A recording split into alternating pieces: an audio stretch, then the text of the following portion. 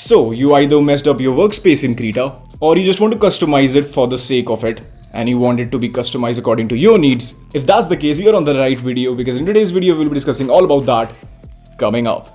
But before starting off with the video, as always, I have a Discord server. Join the Discord server, it's really fun. Now back to the main video. So starting off with changing the position of your dockers or your tabs in your window, what you can do is you can just simply press and click your docker and just drag and drop it wherever you want it, place it over there. Pretty simple, and there you have it. But let's say you want to just remove each and every single one of these tabs or dockers and you want to work on your workspace from scratch.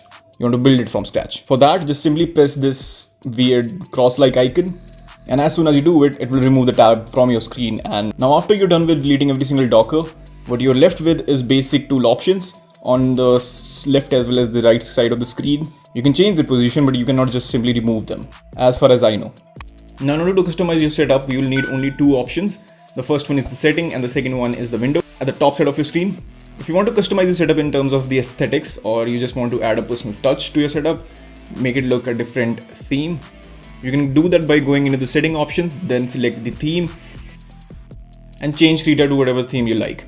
I personally prefer the darker theme, but if you want, you can experiment with whichever one is much more comfortable for your eyes. Now you can add your own custom dockers according to your needs, but before that, what you can do is you can just select from the presetted ones which Krita provides us, as there are various workspaces that might suit you and will definitely save a lot of time instead of doing everything manually, adding each and every single tab manually.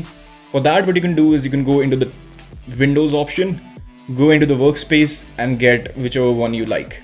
For example, there is one for the animation which has a frame by frame timeline which you basically use for animating stuff. And just like that, we have the default, which will basically reset your workspace to the way it actually was when you first installed it. And then you have the minimal workspace for those people who don't like complicated stuff, and other workspaces according to your need. Beneath all of these presets, we get an option to import other people's workspaces, just in case you have downloaded them in your device in .kws format. Other than that, let's say I made some changes in my setup. For example, I changed my workspace like this. I just moved the tabs here and there. And now if I save it, let's say as test 1. And now even if I end up changing the entire workspace, let's say I choose the default setup. If I want to go back to my previous setup, what I can do simply is I can go into the workspaces, and over there you can see my saved workspace is right there. Test 1. You don't have to change them back manually. Just click on it and it will be reset back to the time when you actually saved your workspace. Pretty handy. Saves a lot of time.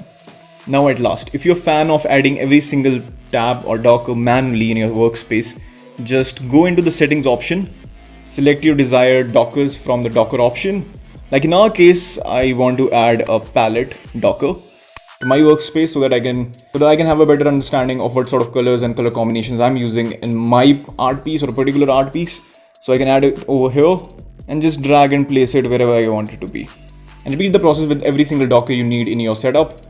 And yeah, you're basically done with it. So yeah, this was today's video. If you liked the video, press the thumbs up. You can share the video. You can comment down if you have any video ideas, comments, suggestions. I'll see you guys next time. Until then, peace.